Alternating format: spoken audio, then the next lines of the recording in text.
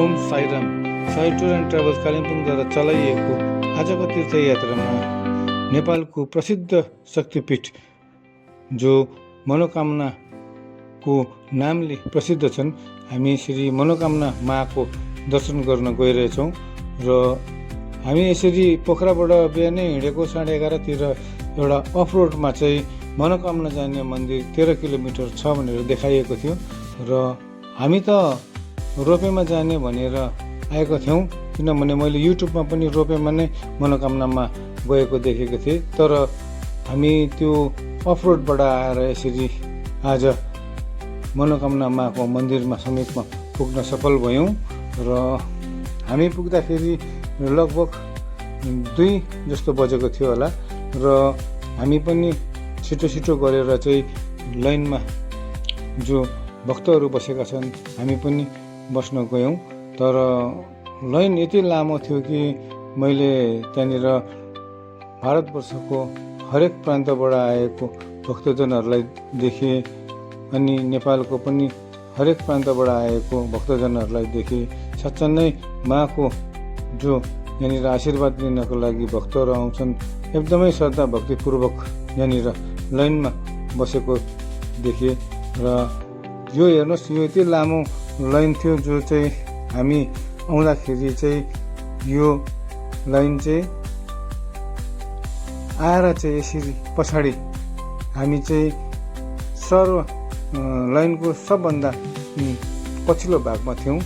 र केही घन्टाको पर्खाइ पश्चात चाहिँ हामी फेरि यसरी हाम्रो लाइनमा अघि बढ्न सक्यौँ र मन्दिरको समीप पुग्न हामी सफल भयौँ।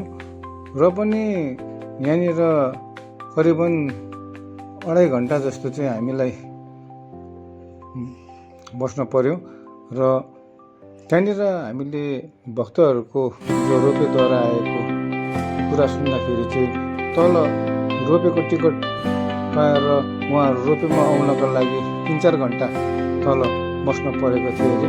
र फेरि यहाँ आएर पनि 2 घन्टा जस्तो लाइनमा बसेर माको दर्शन गरेपछि फेरि फर्कनको लागि पनि 3-4 घन्टा यहाँनिर बस्न परेको जो हामीले कुरा सुन्दाखेरि चाहिँ साँच्चै नै माले चाहिँ हामीलाई सजिलैसँग यसरी आएर अफरोडै भए पनि हामी बाटोद्वारा आएर चाहिँ यसरी आफ्नै गाडीमा माको दर्शन गर्ने सौभाग्य प्राप्त भयो।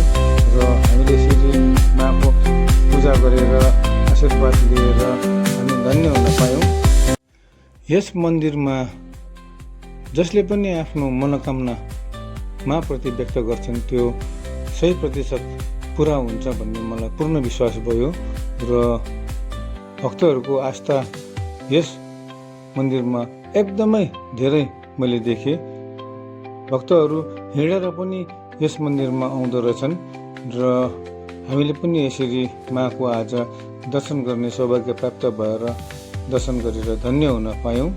र हामी अब नेपालको यो जो यात्रा छ त्यो लगभग 5 दिन भइसकेको छ। र अब हाम्रो यहाँ मुङलिङबाट हामी फेरि आज गएर हेटौडा बस्नेछौँ। र हेटौडाबाट भोलिपल्ट चाहिँ हामी फेरि धरान भएर चाहिँ हामी फेरि काँकरभित्ता हुँदै हामी कालिम्पोङ फर्काउनेछौँ। र आउने भिडियोमा चाहिँ हामी तपाईँहरूलाई धरानको दर्शन गराउनेछौँ। र जति पनि आर्थिक रूपले तीर्थयात्रा गर्नु नसक्ने, शारीरिक रूपले तीर्थयात्रा गर्नु नसक्नेले चाहिँ घरमै बसेर तीर्थस्थलको दर्शन गरेर धन्य हुन पाओस् भनेर साई टुर एन्ड ट्राभल्सद्वारा चलाइएको यो सानो प्रयास हो।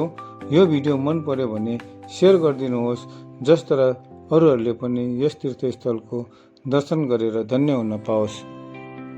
मनोकामना मन्दिर एकदमै अबेग जग्गामा छ, जहाँ कुनै गाडीको यसरी जाने बाटो पनि छैन। एकदमै अफ रोड छ, रोपेद्वारा जानुपर्छ। र त्यहाँनिर धेरै नै यस्ता सानसाना रेस्टुरेन्टहरू थियो। र मैले आफै त्यो रेस्टुरेन्टमा म्यागी बनाएर खाएको देखेर चाहिँ एकदमै उहाँहरू खुसी हुनुभयो। र हाम्रो ग्रुपहरूले पनि उहाँनिर गएर खाइदिएकोमा धेरै सहयोग उहाँहरूले महसुस गर्नुभयो र एकदमै खुसी हुनुभयो। र आउने दिनमा चाहिँ हामी फेरि धरानको दर्शन लिएर उपस्थित हुनेछौँ। ओम साईराम।